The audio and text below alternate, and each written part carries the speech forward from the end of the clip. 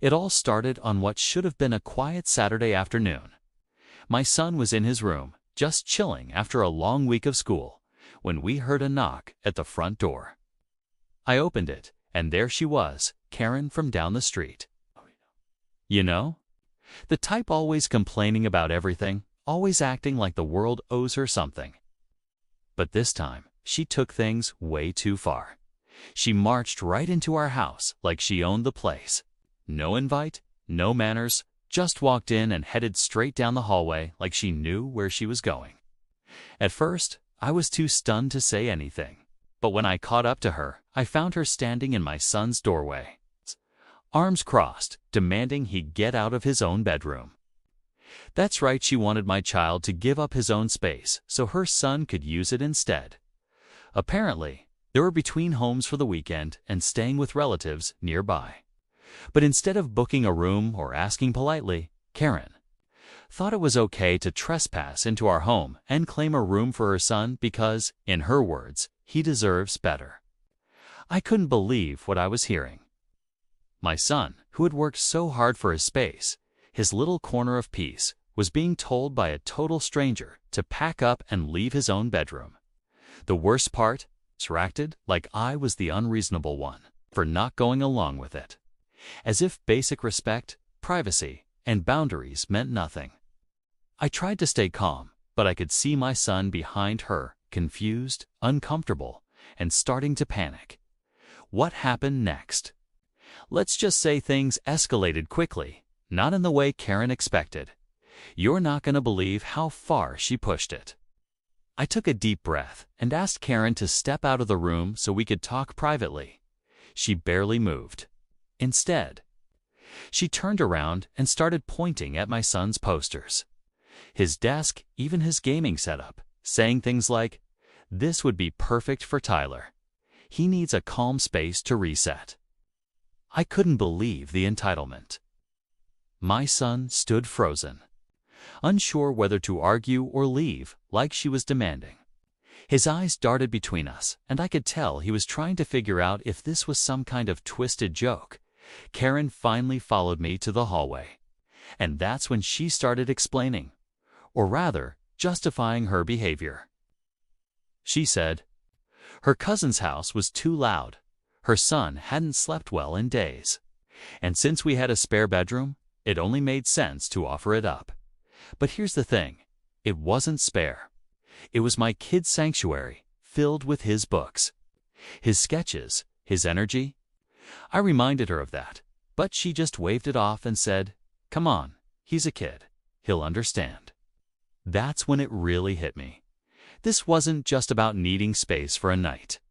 This was about control, Karen, assuming she could decide what was best for my family, in my house.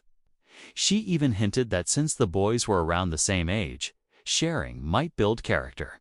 I nearly laughed, but I was too busy holding back my frustration. I didn't want to cause a scene, but she was pushing every boundary. Meanwhile, her son Tyler was still waiting outside in their car, completely unaware of the drama his mom was stirring up.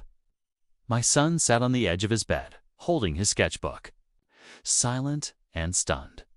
And that's when Karen crossed a line that changed everything. She reached for his doorknob again, like she hadn't even heard me say no.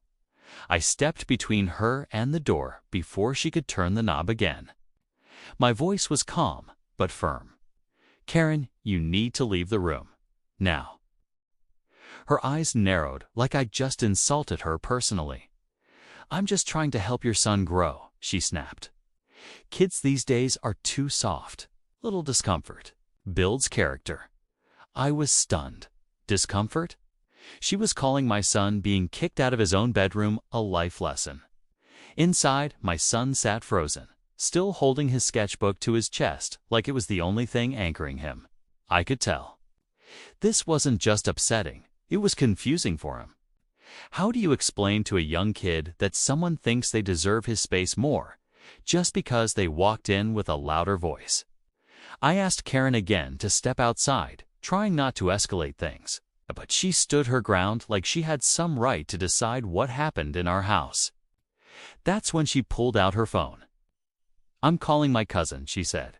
"He'll make you see reason. This is just temporary." Temporary. We hadn't even said yes. And now she was acting like it was already settled. Meanwhile, I noticed my neighbor's curtains shift across the street. Someone was watching. The last thing I wanted was for this scene to turn into a full-blown neighborhood drama, but it was already leaning that way. I could hear Tyler now, calling out from the car, asking if it was okay to come in. My heart sank a little. It wasn't the kid's fault. He didn't even know what his mom was doing. Karen then muttered something under her breath about entitled homeowners and how people like us should be more generous. That part stung. And it made me realize this wasn't just a misunderstanding. This was something deeper, okay? And it wasn't going to end with a polite conversation at the door. Karen stepped back for a moment, okay? But only to tap something into her phone. "I'm texting Tyler to come inside," she said flatly, like I hadn't just asked her to leave multiple times. I blocked the hallway again and told her, more firmly this time, that Tyler was not coming in, not into my house, and definitely not into my son's bedroom. That's when her smile vanished completely. Her tone turned cold. "You're being selfish," she hissed. "My son's mental health is more important than your kid's hobby room." Hobby room.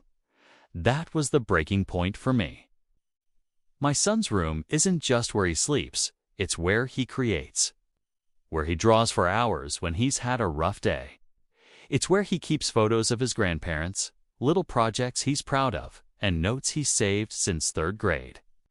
To call it a hobby room was like erasing who he was. Outside, I saw Tyler getting out of the car, slowly walking up the front steps, completely unaware of the storm building inside. Karen looked over my shoulder and called out, "It's fine. Sweetie, come on in." My blood ran cold. My son stood up at that moment, not out of confidence, but panic. He looked at me like he was asking if we were about to lose something that should have never been on the line in the first place. As Tyler reached the doorway, I stepped outside and gently told him to wait a second. His eyes widened, confused.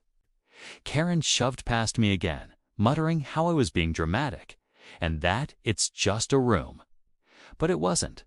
It was about respect, about boundaries, about someone thinking they could walk in, take what they wanted, and twist it into sounding reasonable.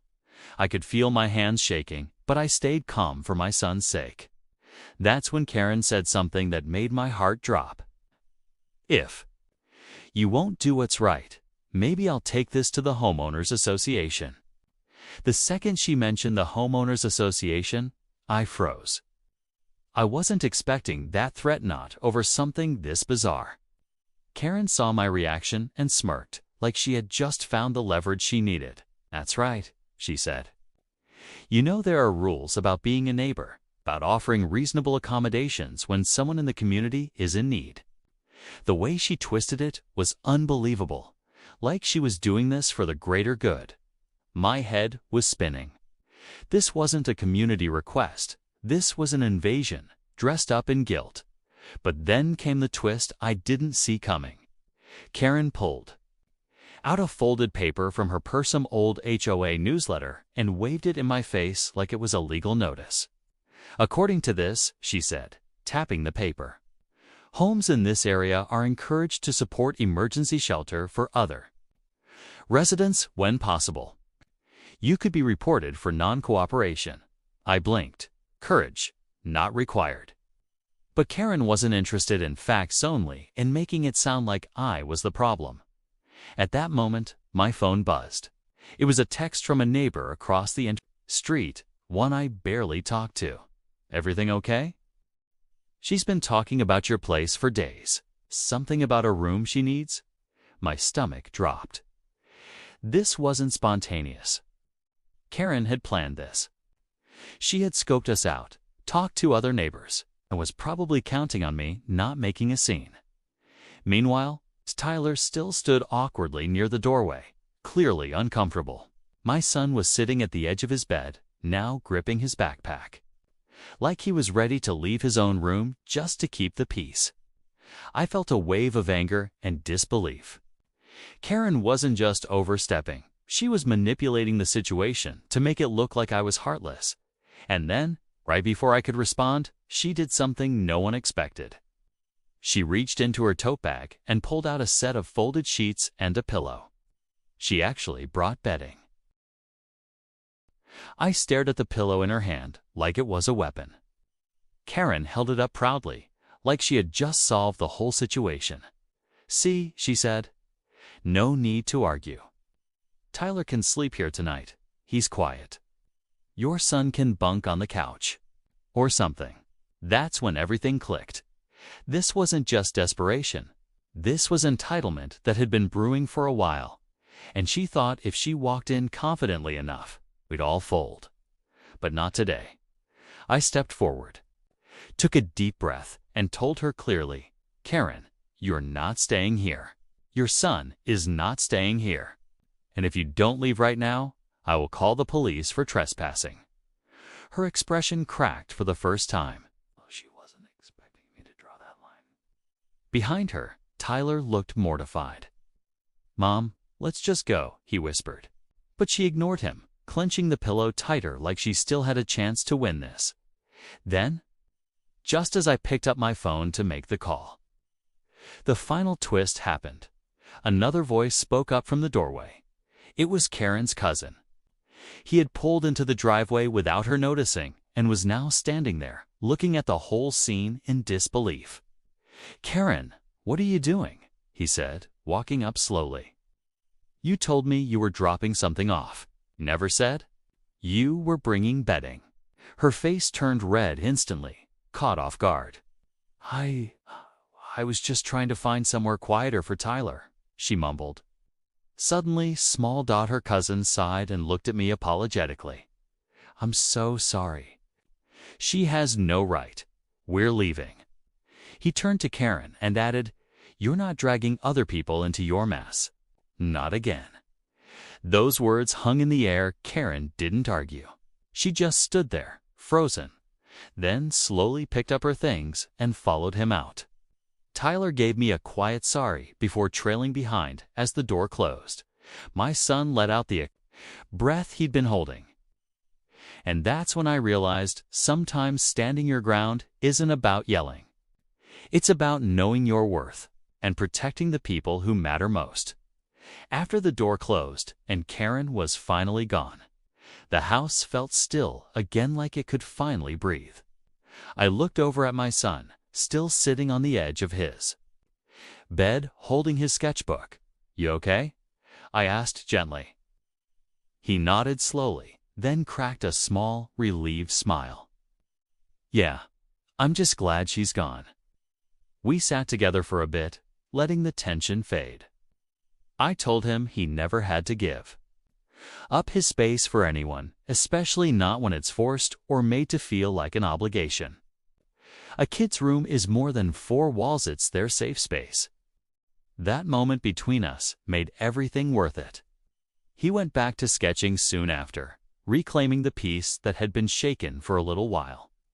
Later that evening, I got a follow-up text from the neighbor who had seen everything. Turns out, Karen had been talking to a few people about temporary stays, but no one had taken her seriously. She figured our place looked the most welcoming. I guess she mistook kindness for weakness. But kindness doesn't mean letting someone walk all over your family.